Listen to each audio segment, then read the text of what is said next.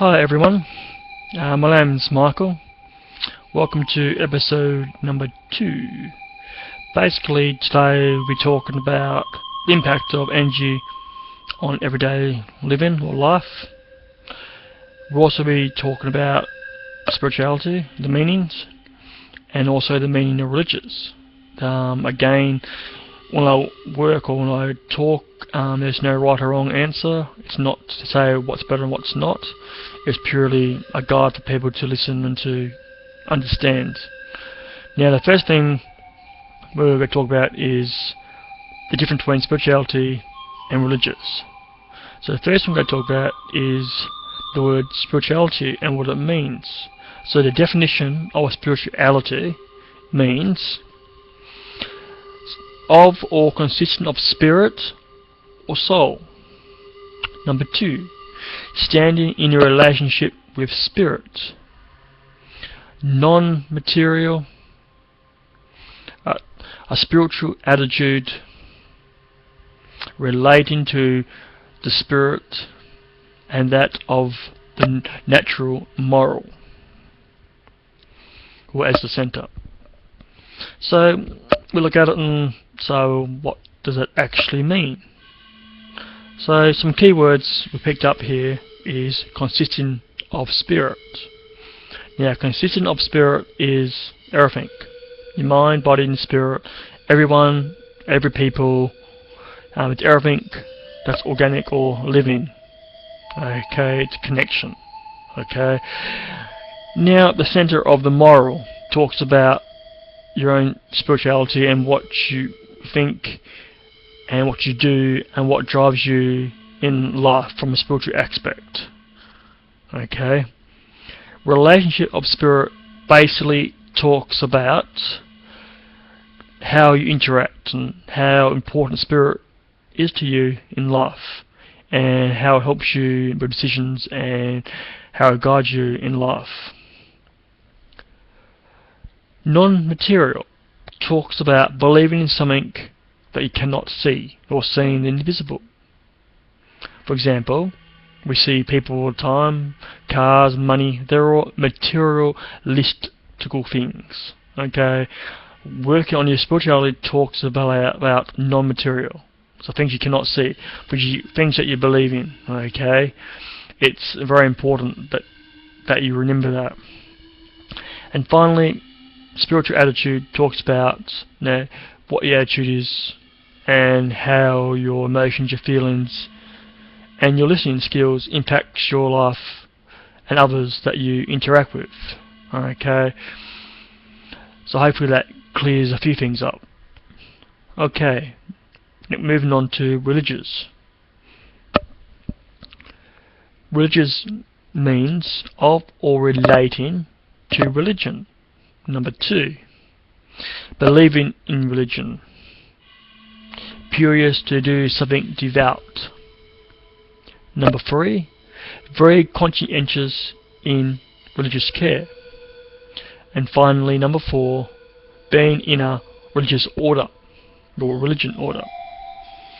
So you already see some differences there already. Some keywords in there. Relating to religion, it's whatever you believe in and believing it on a material world. So it might be Bible or Sunday school or church or whatever it is that you do. Relates everything about your own religion. It defines you. Believing in religion is what you believe in. Okay, it's your belief system. Devout, meaning how important it is to you and those around you. You're very conscientious with religious care. That talks about how you approach it and talks about what care you take in and basically jump into it, and that impacts most of your life, or it works around your life. And finally, a member of a religion, again it's about how you define yourself, what you believe in. Okay, so spirituality talks about non-material, so it talks about believing, not seeing or not knowing. Okay, you're not restricted in what you can or cannot do. Okay, there's no guidelines or rules. It's your own path. okay, not someone else's path. That's where religious comes in. It tends to say this is the path that you need to be going. Whereas spirituality, there is no path, you define and make your own path. So hopefully that is clear for you. So we're moving on to the talk, the impacts of everyday living. They're invisible. You have a strange title, okay, but I'll explain it to you. Okay, so this talk basically is designed about things that impact or affect your life or your everyday life. It's not designed for people to criticize you. It is basically talks about other ways you can interact, other ways you can understand your own energy and how and why or how things happen to you. For example, we use a mirror. Okay, very few people like to stand in front of the mirror and self-praise themselves. They tend to be very critical because what they see, they don't always like what they see, and it is for people to be critical there. Okay, and it's very rare, or 90% of people would say, well, I don't like looking in front of the mirror for very long. I don't like what I see. It's a common talk, it's a common thing that happens. Okay, and that's where the impact on the visible and the energy can impact us in our life. Things that we see or feel about ourselves that may not even be your energy, it could be someone else's. So when, for example, when something is changed or altered in your life, it has a consequence. Every action that you do has a consequence, some good, some bad. Okay, and it affects people very differently. Okay, for example, when we're in a relationship and it's lasted a long time, say 7 years, 5 years, however you want to look at it, then all of a sudden it breaks up and falls apart. The first instinct we have is we blame other people or the other half. Okay, and that could become a consequence for your own energy and your own interaction. Okay, or the way you work or the way you focus on life. And so basically, by learning from mistakes and learning to understand other people, you can start to learn to understand more about yourself. Okay, but also bearing in mind that other people's energy can affect the way you feel. Okay, it can make you tired, it can make you ill, it can make you angry, it can make you frustrated. And sometimes people don't recognize the signs, or when energy does impact someone's life or your own life, and it infects your own spiritual development. Okay, for example, when you go to the shops or shopping, and you come back and you're very tired or flat out, and it's not because you shopped all day. It's because other people's energy that you bumped into or spoke about or talked to basically has affected you, and you haven't released it or got rid of it, and you carry that energy on top of your own energy, and makes it difficult for you to determine what's yours and what is not yours. And that's how energy works. Okay, everyone you talk to, bump into, feelings, emotions, it can basically have a lot of different things there and impacts. And one of the things that we do look at is, how do you distinguish what is yours and what is not? Okay, and there's different ways that you can, or exercise that you can do. Okay, the first thing that you can do is find a moment where you can be with yourself. Okay, there's exercises that I will give you to help you build on that. Okay,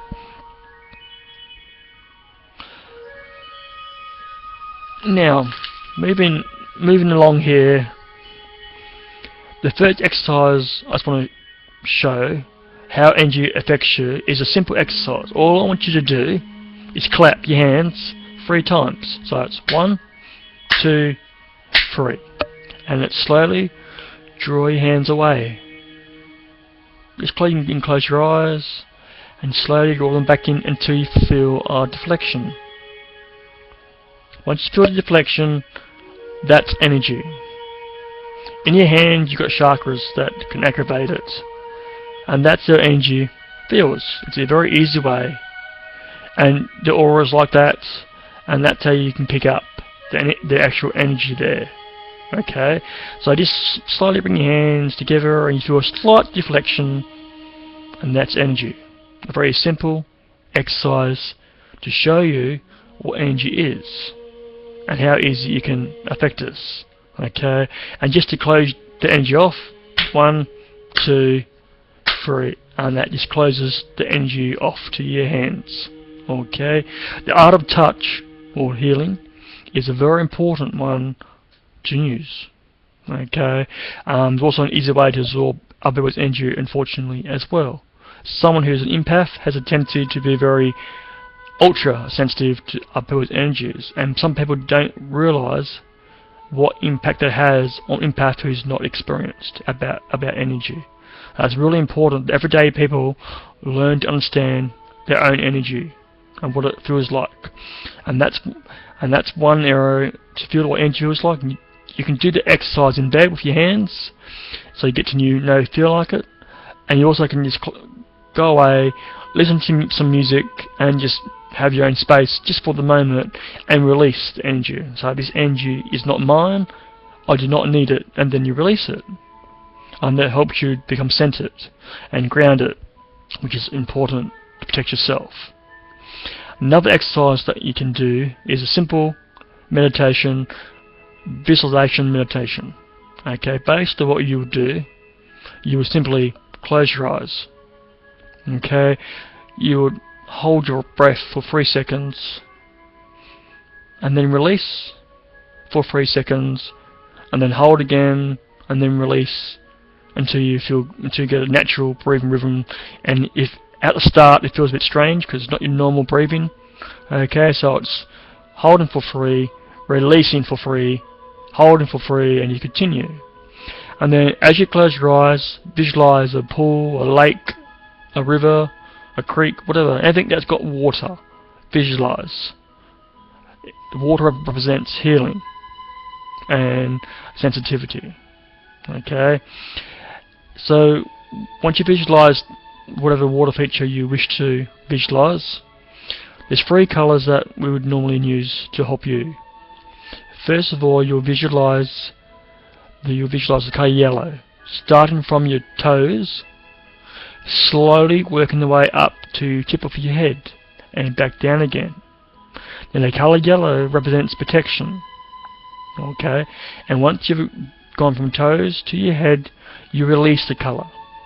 Then the second color that you visualize is silver. Why silver? Because it deflects negativity away. Again, you visualize the color from your feet all the way up to your head, back down, you release.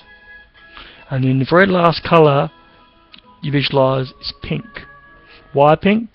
Pink represents unconditional love. Okay, it helps you with your own love and self-love. Okay, again, from your feet all the way up to your head, back down, and then you release. And you spend a couple of minutes, don't rush back, relaxing.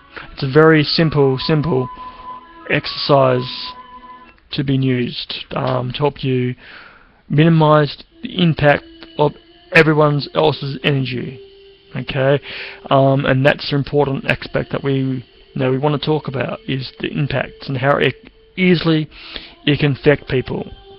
So I'm hoping I made a few things clearer. Okay, so just remember that your own spiritual path or your own belief system is uniquely your own. Okay, there is no right, no wrong way. Okay, just ways to help you along that path. Okay, I want you all to trust spirit and allow them into your life and be part of your life, and to allow them to grow with you. Your own spiritual experience and development always takes time.